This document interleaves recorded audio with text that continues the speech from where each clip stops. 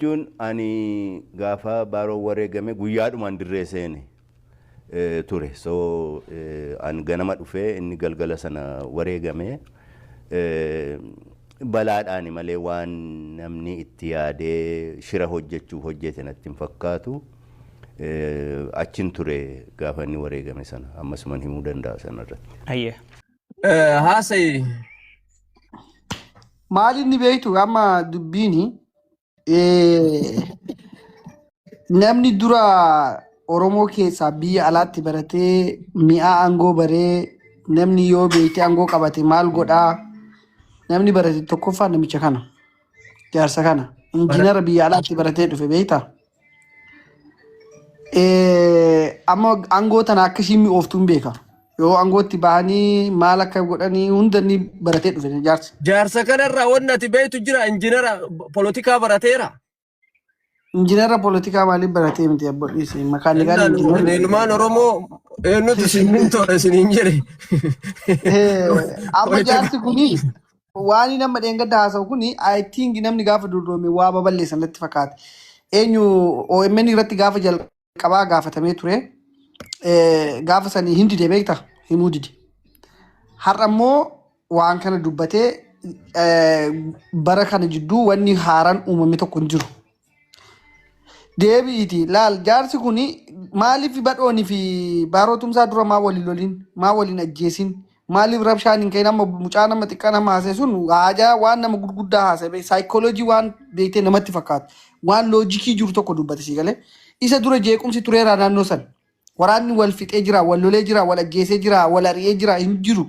So namichi kun gaafasuma dhaqee lubbuun namoota kanaa akkamitti guyyaa tokkotti otoo halkan tokko hin buliin namni dhuma namni lama dhuma. Kuni gaaffii beektee namichi ofiidhaa ergama mataasaa fudhatee achi deeme qofa. Inni kan biraa eega namni kun qabsoo Oromoo tana jaalate qabsoo adda bilisummaa Oromoo tana jaalate chaartara mallatteessee nuti amma biyya bulchuuf qophii miti namni jedhee barri Mallas Zeenaawi kennee deeme namicha kana beeke. Gaafa san Oromoo miliyoona meeqatu dhume gaafa san si galee waraanallee hiikkadhaa kan jedhee ajaja dabarse namicha kana. Amma si galee chaartara bulchuudhaa fi nuti qophii hin qabnuu jedhee tokko jedhe. Sanirraan tokko jedhe. Kanarraa nama dhufee chaartara irratti nuti yeroo kanatti bulchuudhaa fi dandeettii hin qabnu dhee namicha dabarse. Deebi'ee waraana immoo hidhatee jiru waraana 60,000 akka bahatti dhiyatti kaabatti kibbatti hiikkadhaa jedheen mooratti galaa jedheen waraana itti marsiisee waraana rukuchiise lama jedhe.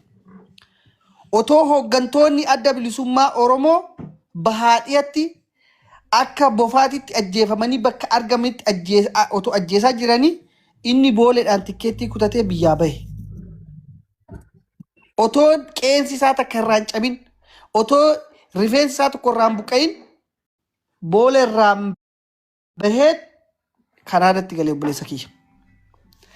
Egaa laal wanni kun hunduu waan qabsoon Oromoo keessa jiru namni cichoomina saba kanaa qabu namni beektee Oromoo kanaaf waa hojjetu qabsoon Oromoo kun akka diriirtuu fi akka sorortuu ta'e waan kana silaa akka Oromootitti hundi keenya iyyuu hin arginaa jechuudha.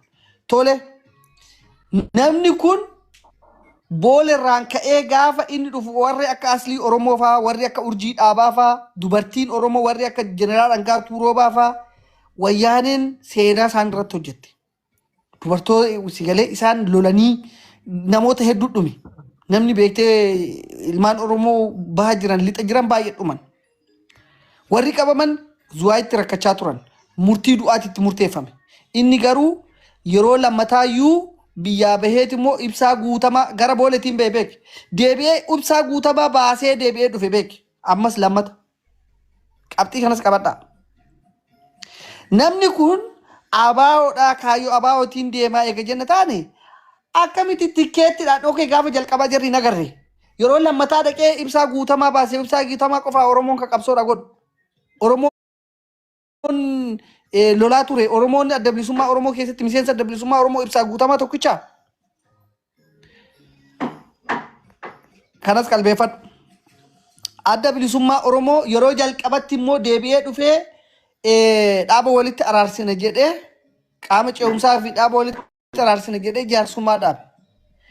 jaarsummaa dhaabee jaarsummaa san dhiisee gaafa namoonni walitti dhufan fidee dhaaba biraa ijaare dhaaba maalini dhaaba isaa tokko odii maqaa ishiin beeku Oromoo Dimokiraatik kan jedhu tokko dhaabee ammas deebisee achi isa dhaabee namoota beektee namoota beekamoo gaafa namni jaarsummaa akka jiranitti namoota sammataa gargaarshee namichi kun namni namoota jaarsummaadhaan nama walitti araarsuu dhufe dhaaba biraa uumanii deeman warra akka Bayyaana Soobaa fa'aa kana wajjin jira laala namoota gurguddaa warra akka Leencoo Baatii fa'aa wajjin jira. Warri kun fuudhee mataa isaanii gargaarshee namichi kun amma kanaanis hin dhaabbanne.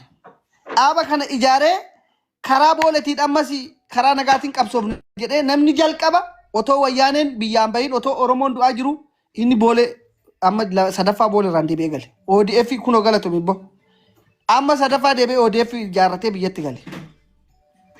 Amma gaa namni kuni Oromoodhaaf qabsoo godhee Oromoodhaaf yannoo jedhee jennee dubbachuudhaaf qabsaa'onni Oromoo kan dhuman kun beektee otuma inni yeroo nadhii gammadaa qabanii deeman maaliif gaafa san nadhii hin baafne gaafa ibsaa guutamaa baase nadhii gammadaa yeroo san mana hidhaa keessa jira malee yeroo san waan ajjeesan natti fakkaatu.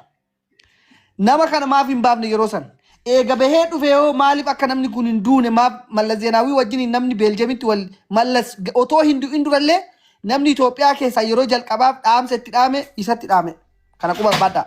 Mallas Zeenaawiin otoo lubbuun jiru Beeljamitti dhaqee Beeljamitti waliin haasa'ee waan inni waliin haasa'e hin beeknu waliin haasa'ee jira. Namichi kuni ammas taa'ee qabsoo Oromoo beektee ilmaan Oromoo waliin laaquu sigalee ilmaan Oromoo burjaajessuu haaloo qaba bakka Oromoon isa dide waan inni hojjete waan inni godhe hanga har'aatitti waan bu'aa Oromoodhaaf godhe tokko ani hin argine akka nama tokkootitti. Maaliif ilmi isaa takka jalaan duune intalli jalaan duune kan du'e ilmaan Oromooti inni biyya nagaa jiraate jireenya isaa guutuu keessatti riiskii fudhatee beeku warri ijoolleen qabsaa'ota har'a Soomaaliyaa keessatti Soomaaliyaa jaarraa abbaa gadaa irraa hoo maal jetta jaarraa abbaa gadaa namni inni nama ajjeese jedheeti kan uummata Oromootitti beeksisaa ture. Hatta ammoo afaan isaatiin deebi'ee jaarraa abbaa gadaatii miti ka ajjeese nuun jedhe isa hoo akka dhaaba abaa uummaati. Jaarraa qofa miti bar namichi jaarras eenyu waaqos sigalee namichi jara hundaa'uu hin jaalatu sigalee waaqos hin jaalatu jaarras hin jaalatu sababiin isaa maali inni Itoophiyummaan isa keessa jirti kun waan maan amma jiru kana waan marraba isaatiin jechaa jiru kun Itoophiyaan akka diigamtuun barbaadu kan jedhu kana jarri kun immoo kana dhaga'uun barbaadan waaqonis dhaga'uun barbaadu jaarranis dhaga'uun barbaadu wanni isni jaarraa fi waaqoo wajjin jaarraa wajjin wal dhabu isaan naannessee Itoophiyaatti deebisuudhaaf isaan immoo morma keenya cita malee biyya kana wajjin gabrummaa kanatti deebineen galluudha. So wanni guddaan ture kana malee wanni inni baarotu ajjeese maali jaarratu ajjeese jedhee fi waan kana uummata burjaajisaa ture akka namni jala yaaniif akka namni karaa isaanii hoggana beektee hogganni yeroo ijoolleen amma fakkeenyaaf gara Soomaaliyaatiin seenan hin dhuman bobbaatti beektee eenyutu Eertiraa irraa kaanii eenyutu eeraa ture isaantu beeka otoo ijoolleen Eertiraa irraa kaatee Soomaaliyaa keessatti dhumte kunoo warri isaan irraa hafe ni jiran. Kan kana yeroo san wayyaanee wajjin namni wal qunnamtii qabu isa qofa ka. Kanaaf nama tokko lama otoo hin taane jaarraa qofa otoo hin taane inni hooggantoota Oromoo ciccimoo ta'an ilmaan Oromoo beektee warra Oromiyaan biyya ta'uu qabdi ilmaan Oromoo paaspoortii mataa isaanii qabaachuu qaba jedhanii warra waraana kana hooggananii lolchiisanii diina cabsuu danda'an tokkoon isaaniitu har'a lubbuun jiran. Namni lubbuun jiru tokko jiru jaarraa fi waaqoo qofatu jalaa bahee biyya Arabaa kana keessa ta'e isaanis achitti dadhabee dhiise malee namni lubbuun hafe namni tokko hin jiru dhugaan sinitti hima namni Oromiyaan biyya ta'uu qabdi Oromoon paaspoortii qabaachuu qaba lammata saba biraatiin maqaa biraatiin waamamnu warri jedhe hundu dhumanii jiran. So namichi waan kanaaf malee waa'ee jaarraa wanni inni jibbuuf waan addaa tokko hin qabu Itoophiyaan akka diigamtuun barbaadu namichi. Sigale Ana imiya sirratti minili galaanoo takkitti jawanni yaada wayii qaban yaada gabaabaa. Tokkoffaa irratti ani maaltu gaafii natti beeyta intarviiyuu warra Oromoo gadii tanaa fi Oromoo tana wayita godhan. Warri kaan maal jedha adda bilisummaa Oromoo kun Harargeetti ijaaramee jedhe. Warri Leencoo fa'aa kun ammoo adda bilisummaa Oromoo Finfinneetti ijaarre macaatu lama kana wajjin ijaarre maal jedhan. Ana akka mataa kiyya maal na fudhadha beeyta adda bilisummaa Oromoo Harargee keessatti ijaarame sun adda bilisummaa Oromoo kan dhugaati. Adda bilisummaa Oromoo Finfinnee ijaarame sun adda bilisummaa Wayyaaneeti. Achirraa fudhatama fudhatee jaarsi Harargee dhufee qabsoo Oromoo tana jechuudha. Wanni maan Leencoo walataa achirraa gadi dhufee siigala gadi dhufee Harargee dhufee guyyaa takkatti namni lama wayye. Firoomsa. Laal.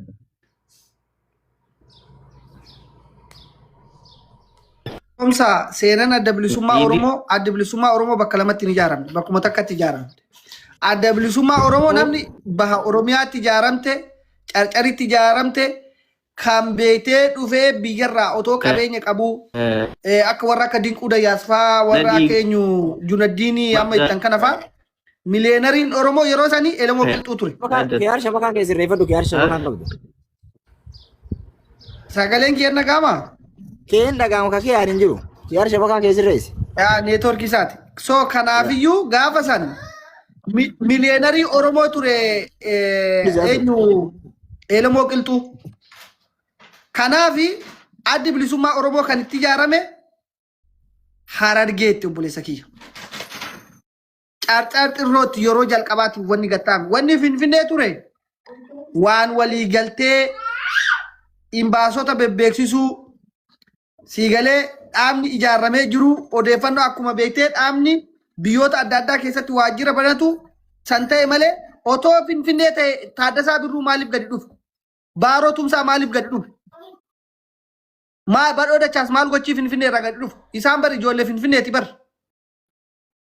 Isaanii uummanni isaan keessa jiran uummanni Tuulamaa kun itti duulee ijoolleen kun bakka itti mataa qabatan dhabanii Taaddasaa Birruu fa'aa Badhoo Dachaas fa'aa kan isaan Harargee deemaniif bakka itti beektee Oromooni nu dhoksaa Oromoon dabarsee nun kennu bakka jedhanitti bakka sanitti dhaqanii kennan. Dhugaan jirtu kana haqni jirtu tanu. Kanaafi jarri immoo ijoolleen achitti dhaqanii jaarrafaa wajjin walii galanii jaarrafaa wajjin tokkummaa isaanii cimsanii waraana leenjifatanii qajeelfama waraanaa karaarra buufatanii jennaan namichi kun dhufee isaan baxabbaxe. Dhufee isaan diigi. Wanni jiru kana malee addi bilisummaa Oromoo lixa Oromiyaatti wanni lixa Oromiyaatti ni ijaaramne Finfinneetti ni ijaaramne bu'uurri adda bilisummaa Oromoo akka seenaa adda bilisummaa Oromoo jedhutti akka barannetti adda bilisummaa Oromoo carcar xirrootti yeroo jalqabaatiif rasaasni dhukee Elemoo Qilxuu achitti kufe. Sanii ka'ee adda bilisummaa Oromoo bal'atee biyya Arabaa, Awustiraaliyaa, Ameerikaa, Awurooppaa seene. Kana seenaan adda bilisummaa Oromoo. Warri seenaa adda bilisummaa Oromoo beekoo jiraate immoo warri biraa dhufee haasa'uu danda'a. Kanaaf nuti kan baranne akkanatti wanni adda bilisummaa Oromoo Finfinneetti ijaarame kan jedhu kun seenaan akkasiin jiru galatooma.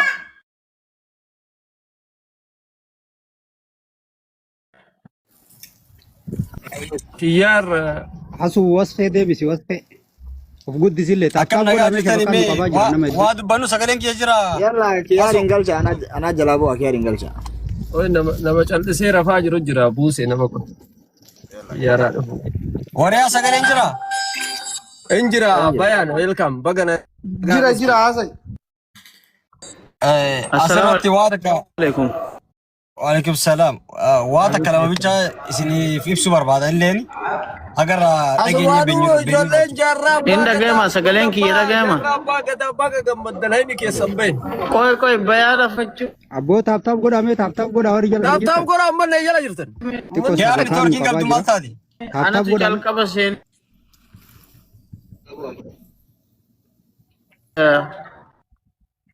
Kiyaar neetworkiin qabdu? Networking qabdu kiyyaar maal ta'a? Neetworkii keessirra isa akkasitti ni dubbannaa ishii. Ilaa wanni beekuu qabdani uummanni Oromoodha yeroo qabsoo ganamaa keessatti. Abboo araba kana dadhabne yaa. bayaan hin jira sagaleen keessa Bangaali. godhe hin ciccita malee. Biyyaa baaggaanii kun neetworkiin qabdu. Aboo neetworkii sirreeffadhu. Network sirreeffadhu. Bayaan dubbadhu si dhaga'u jira. Lixee Rayyuu. Dubbadhu baya.